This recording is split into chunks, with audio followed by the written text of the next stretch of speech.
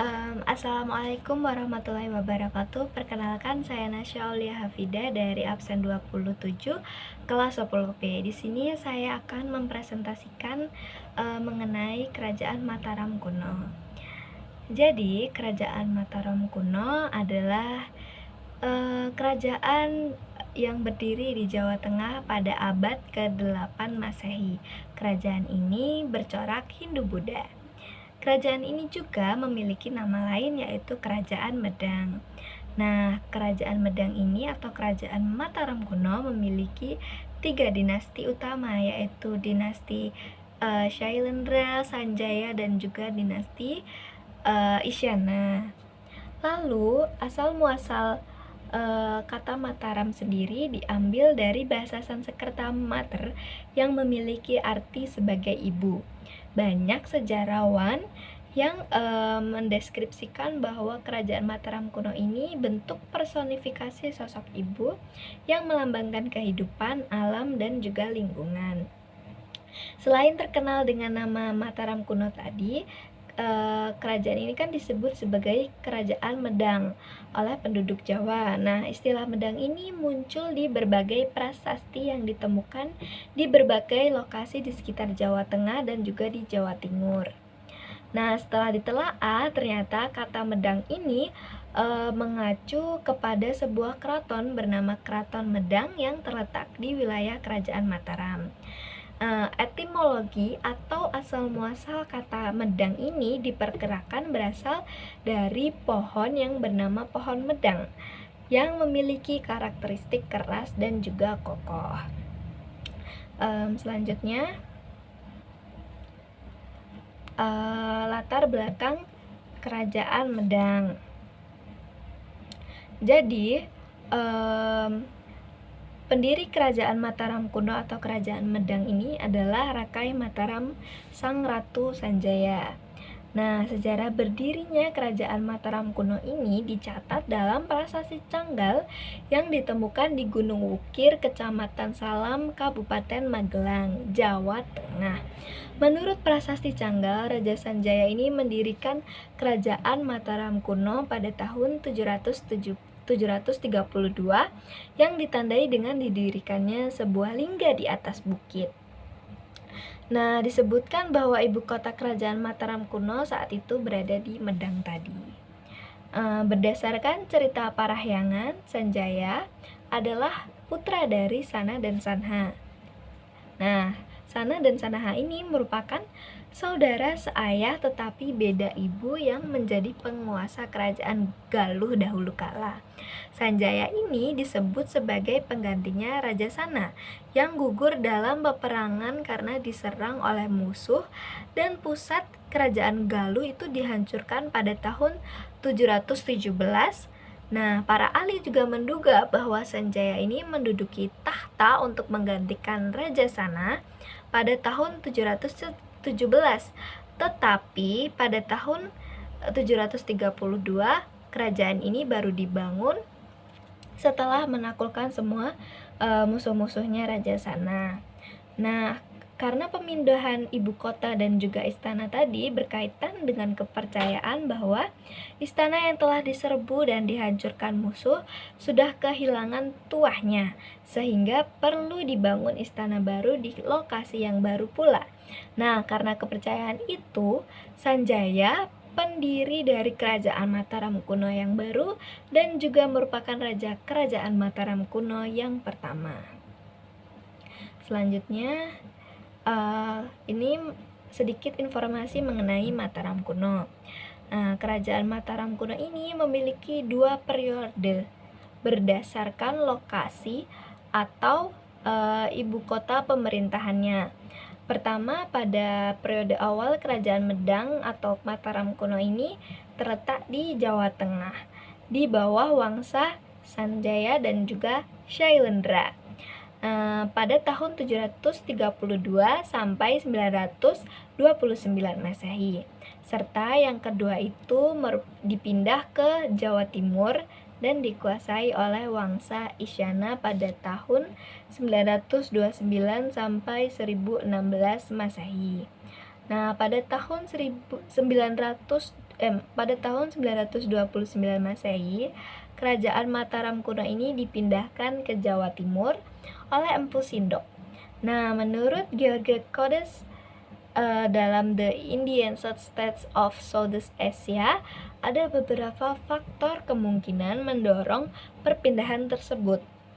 Faktor yang paling cukup kita simpulkan yaitu faktor politik, karena sering terjadinya perebutan kekuasaan dan wilayah yang terjadi pada kerajaan Mataram kuno ini berimbas terhadap terancamnya kesatuan wilayah kerajaan ini. Nah, selanjutnya ada daftar nama-nama raja kerajaan Mataram kuno saat berpusat di Jawa Tengah. Yang pertama ada Rakai Mataram Sang Ratu Sanjaya pada periode tahun 732 sampai 760 Masehi. Lalu yang kedua itu ada Sri Maharaja Rakai Panangkaran pada periode tahun 760 sampai 780 Masehi. Lalu selanjutnya ada Sri Maharaja Rakai Panunggalan atau Dharmatungga pada periode tahun 780 sampai 800 Masehi. Lalu yang selanjutnya yang keempat adalah Sri Maharaja Rakai Wara atau Indra Shailendra pada periode tahun 800 sampai 820 Masehi, pada 20 tahun masa kepemimpinan. Lalu yang kelima ada Sri Maharaja Rakai Garung Samaratungga pada periode 820 sampai 840 Masehi. Lalu yang keenam ada Sri Maharaja Rakai Pikatan dan Maharatu Pramodawardhani pada tahun 840 sampai 856 Masehi. Lalu selanjutnya ada Sri Maharaja Rakai Kayuwangi alias Dyah Loka Pala, ada Sri Maharaja Rakai Watu Malang, lalu Sri Maharaja Rakai Watu Karadiah Balitung yang terkenal karena masa kepemimpinannya ini terjadi puncak kejayaan. Lalu ada Raja Daksa, Raja Tulodong, Raja Sumbah Diawawa.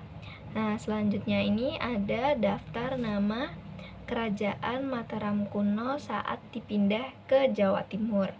Nah, saat dipindah ke Jawa Timur ini Rakai Hino Sri Isana alias Empu Sindok yang memindahkan Mataram kuno ke Jawa Timur periode tahun 929 sampai 947 Masehi. Lalu yang kedua itu ada Sri Lokapala dan Ratu Sri Isna Tunggawijaya sejak 947 Masehi. Lalu selanjutnya ada Makutha Wangsawardhana dan Dharma Wangsa Teguh, begitu. Lalu materi selanjutnya ada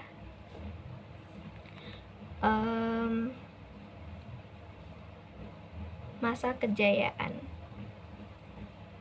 Masa kejayaan kerajaan Mataram kuno ini terjadi pada abad ke-9 dan ke-10 Masehi. Jadi pada masa kejayaan kerajaan Mataram kuno mengalami kemajuan di berbagai bidang seperti bidang politik, ekonomi, ilmu pengetahuan, kesenian, dan sosial. Kemajuan ini dikarenakan ada beberapa pemimpin atau raja yang memerintah pada masa kejayaan kerajaan Mataram kuno, yaitu yang pertama adalah Raja Sanjaya sendiri alias pendiri kerajaan Mataram kuno pada tahun 732 Masehi. Lalu ada Rakai Watu Karadiah Balitung tadi, Raja Dyah Balitung yang merupakan raja dari dinasti Shailendra yang memerintah dari tahun 882 hingga 898 Masehi. Lalu ada Sri Maharaja Rakai Sumbudyah Wawa, Sri Wijaya Loka Namotungga, raja terakhir kerajaan Mataram kuno yang memerintah sekitar tahun 927 sampai 929 Masehi. Nah, dari ketiga tadi yang paling memiliki kepemimpinan paling kuat yaitu Raja Diah Balitung pada periode tahun 882 sampai 898 Masehi tadi membawa kerajaan Mataram kuno ini ke puncak kejayaannya karena ia merupakan putra dari Rakai Kayuwangi yang merupakan raja yang membawa Mataram kuno ini membawa perluasan wilayah hingga ke Bali gitu. Nah, beberapa peninggalan Raja Diah Balitung diantaranya prasasti Mantiasi yang memuat nama-nama raja dari Sanjaya hingga Raja Diah Balitung sendiri. Selanjutnya, karena masa kejayaan tadi itu disebabkan perekonomian juga, jadi banyak pengamat sejarah mengatakan kalau perekonomian kerajaan Mataram kuno ini sangat bergantung pada pertanian, khususnya pertanian padi.